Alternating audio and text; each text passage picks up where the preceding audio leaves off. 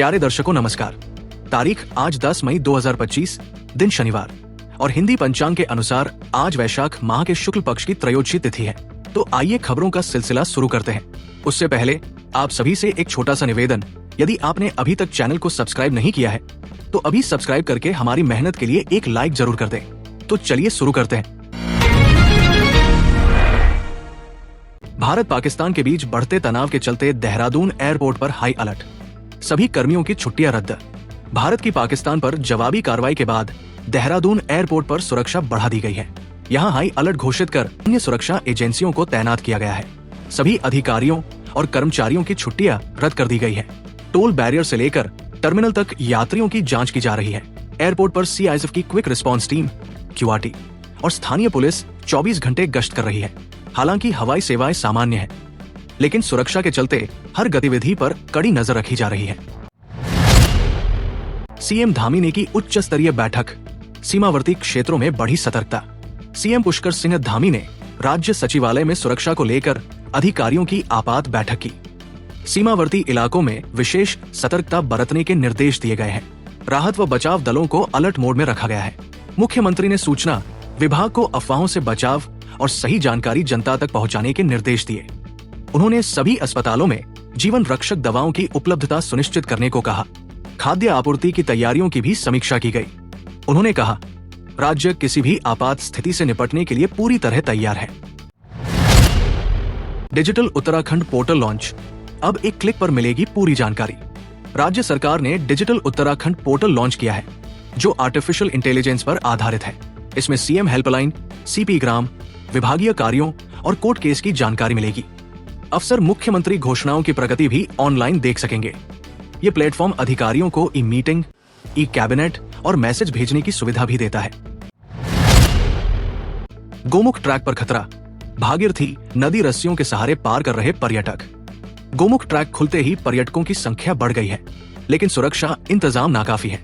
पर्यटक भागीरथी नदी को रस्सियों के सहारे पार कर रहे हैं, क्योंकि वहां पुलिया नहीं बनी है। स्वास्थ्य मित्र पर्यटकों की मदद कर रहे हैं, लेकिन ये जोखिम भरा है। भोजवासा में ट्रॉली भी ठीक से संचालित नहीं हो रही है। गंगोत्री नेशनल पार्क अधिकारी का कहना है कि कर्मचारी तैनात है, लेकिन मार्ग पुराने रूट से ही इस्तेमाल किया जा रहा है।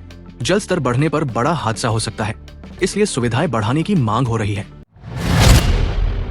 आपात स्थिति में देहरादून के बेसमेंट बनेंगे बंकर, सुरक्षा तैयारियों में जुटा प्रशासन। भारत पाक तनाव के बीच देहरादून में एमडीडीए ने 500 से अधिक बेसमेंट की जांच शुरू की है। इन बेसमेंट को आपातकाल में बंकर की तरह इस्तेमाल करने की योजना है। उपाध्यक्ष बंशीधर तिवारी ने साफ सफाई, पानी, बिजली और रैंप की व्यवस्था सुनिश्चित करने के निर्देश दिए हैं। बेसमेंट और बंकर के निर्माण व उपयोग में फर्क होता है, लेकिन सुरक्षा की दृष्टि से इन्हें तैयार किया जा रहा है। बेसमेंट आमतौर पर रोशनी और हवा से युक्त होते हैं, जबकि बंकर सुरक्षा के लिहाज से बंद और मजबूत होते हैं। रुड़की में फिर कुत्तों का हमला, महिला को बुरी तरह से काटा। रुड़की के पाडली गुर्जर गांव में आवारा कुत्तों का आतंक थम नहीं रहा है। आज एक 45 वर्षीय महिला बेबी पर झुंड में बैठे कुत्तों ने हमला कर दिया।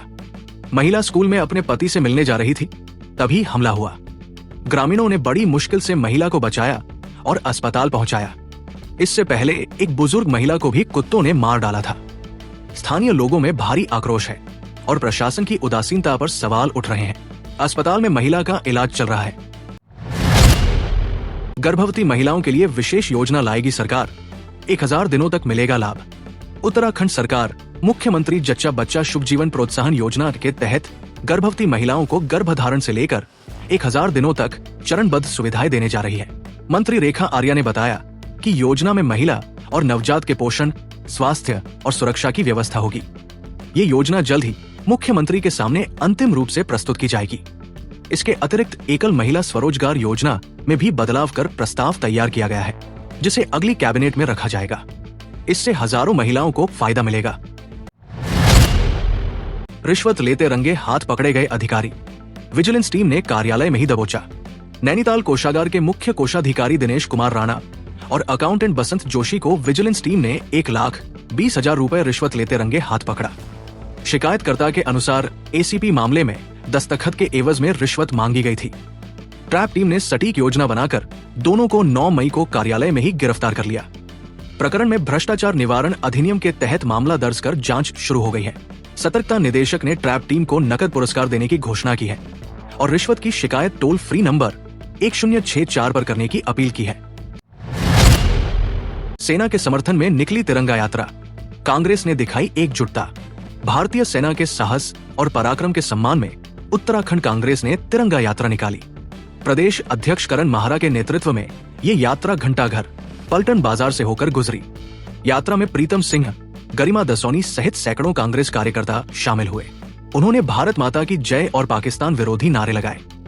माहरा ने कहा कि सेना आतंकवाद के खिलाफ निर्णायक कार्रवाई कर रही है और कांग्रेस पार्टी हर कदम पर सरकार और सेना के साथ है। इस यात्रा का उद्देश्य सेना के मनोबल को बढ़ाना और जनता में जागरूकता लाना है।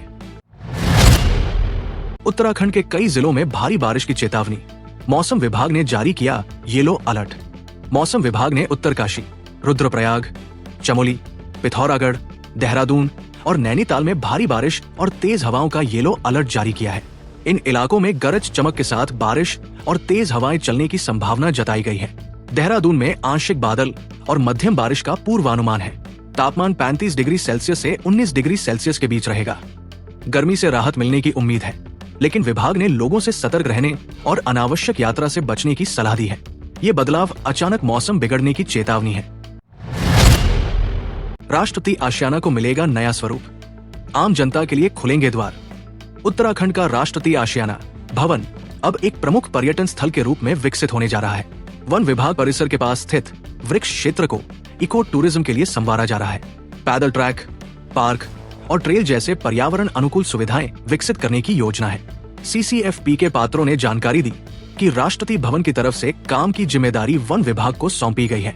20 जून को इसकी आधारशिला रखी जाएगी, जिसमें राष्ट्रपति के शामिल होने की संभावना है। ये जगह पर्यटकों को आकर्षित करने वाला नया डेस्टिनेशन बन सकती है। कंपनी का MD बनकर दिया धोखा, होटल के GM से 3 करोड़ की ठगी। देहरादून में एक बड़े होटल के महाप्रबंधक को साइबर ठग ने MD बनकर 3 करोड़ रुपए की चपत लगा दी। व्हाट्सएप पर कंपनी के नाम और MD की फोटो के साथ मैसेज भेजकर झांसा दिया गया। आरोपी ने प्रोजेक्ट के नाम पर 2 बार में कुल 3.2 करोड़ रुपए ट्रांसफर करवा लिए।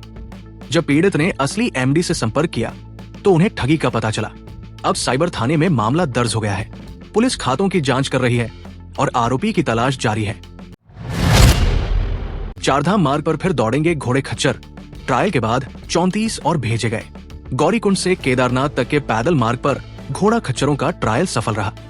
शुक्रवार को 2 घोड़ा खच्चरों को परीक्षण के लिए भेजा गया, जिनकी 4 स्थानों पर जांच की गई। सफल ट्रायल के बाद 34 और घोड़ा खच्चरों को रवाना किया गया, जिनमें 28 पर यात्री और 6 पर सामान भेजा गया। बीमार जानवरों का इलाज जारी है। पशुपालन विभाग ने बताया कि संचालन अब डॉक्टरों की निगरानी में होगा। क्षेत्र में करीब 5000 संचालक पंजीकृत हैं, जिनमें से 60% वापस लौट चुके हैं। SBI में 2600 पदों पर भर्ती, स्नातक और अनुभवी अभ्यर्थी करें आवेदन।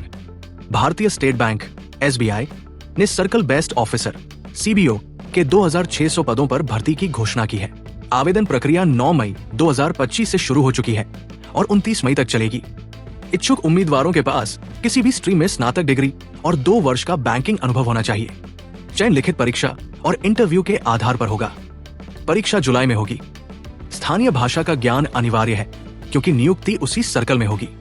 आरक्षित वर्ग को आयु सीमा में छूट मिलेगी। ये युवाओं के लिए बड़ा अवसर है। प्यारे दर्शकों, ये थी आज की प्रमुख खबरें। हम फिर हाजिर होंगे कल सुबह कुछ नई खबरों और अपडेट्स के साथ। तब तक के लिए नमस्कार।